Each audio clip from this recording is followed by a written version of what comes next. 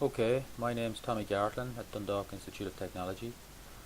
This year I'm going to create a series of short video clips to try and help my students make the move from using SourceBoost IDE to Mplabx IDE.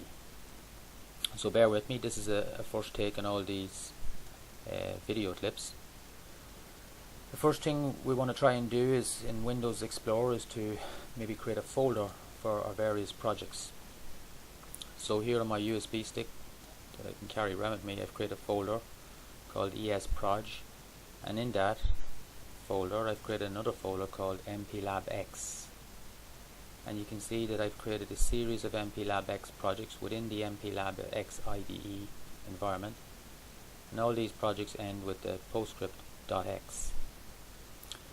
So really at the moment all you have to do is create this Mplabx folder, and in your case if you have no projects created at the moment, this folder Mplabx will be empty. Then we open up Mplabx IDE to create our first project. Here it is here. I have version 3.1 installed. I've opened it up earlier. You probably won't see this. In this case I have 4 projects. We can have more than one project loaded at any one time, but you can see one of the projects here is bold, which means that's the active project at a particular time. So we're going to create our first project. So up here at the top you go File, New Project. This is going to be a standalone project. Select that, click Next.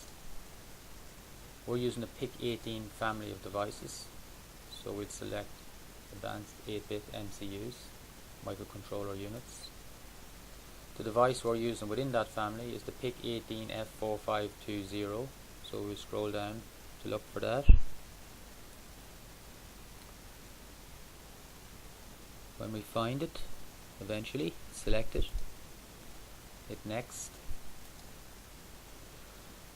These are the various hardware tools that we can use to program the device or to simulate the device. We have an ICD3 debugger, but for the moment I think we'll select Simulator. That allows us to actually simulate the program before we download it onto actual hardware. You can see in the previous slide as well, where it's green indicates that these features are available to us. Here we're selecting the compiler. We've installed previously the XE8 compiler. You can see that we're using version 1.35 of the XE8 compiler. So this is also a new change for the students. Previously we hadn't used the XE8 compiler. So we're using the Mplabx IDE, Integrated Development Environment. And an integrated development environment allows us to use various tools within the same environment. And those tools would be the compiler, the debugger, programmer, etc. and also the simulator. So here we're selecting the compiler we're using. The assembler is MPASM, another tool that we're using within the IDE, but this is generally invoked automatically. The project name, this project's a simple project to start off with. We're going to call it Car Park. Excuse me. Finish. Okay, and when you've done that, you should see Car Park project folder created. In your case it will probably be the only project folder, and within that folder other folders have automatically been created. And you can see in my case now this project has also become bold, which means it's the active one. And down here in the left hand corner is the various information relating to this project. For example, I've selected the PIC184520 device. The debug tool we're using is the simulator. The memory this device has available. The compiler we're using is the XE8 compiler.